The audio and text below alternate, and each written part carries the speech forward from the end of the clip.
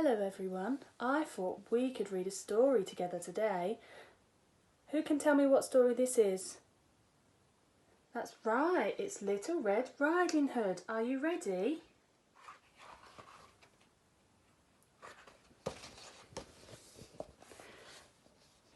Little Red Riding Hood lived at the edge of a wild, wild wood, and one morning she filled a basket with delicious things to take to her grandmother. "Stay on the path," warned her mother. "Wolves will be watching and waiting." "I'm not worried about wolves," thought Little Red Riding Hood.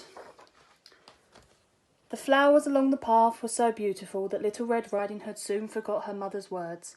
So tall were the stems and so bright were the blooms that Little Red Riding Hood did not see the twitchy tail of the wolf. "Such a delicious thing, I can see," he smiled sneakily, peering into her basket. "Go away, you wicked wolf," cried Little Red Riding Hood. "These things are for my grandmother, and she is ill in bed."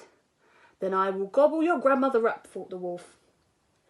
Deeper and deeper into the wood Little Red Riding Hood passed bluebells and bluebirds and beetles and butterflies.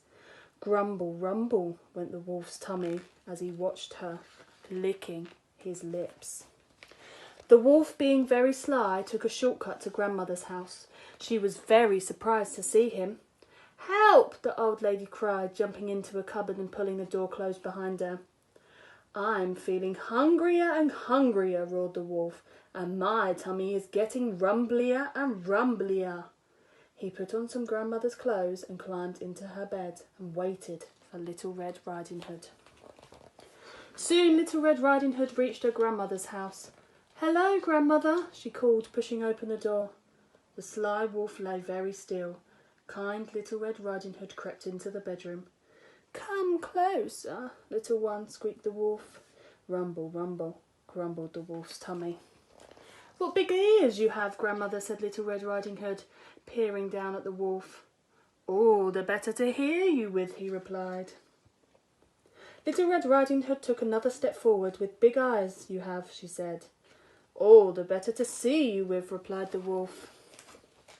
The wolf's tummy went rumble, rumble, rumble again, and a huge smile broke across his face as he licked his lips.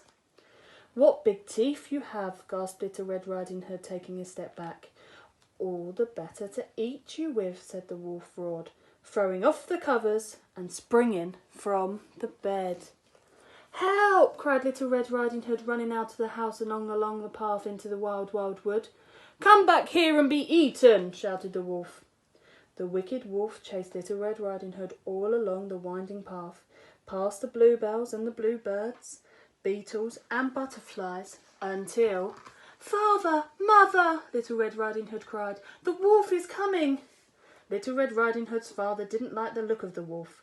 The wolf didn't like the look of the axe. He forgot all about his rumbling, grumbling tummy and ran back into the woods as fast as his legs would carry him.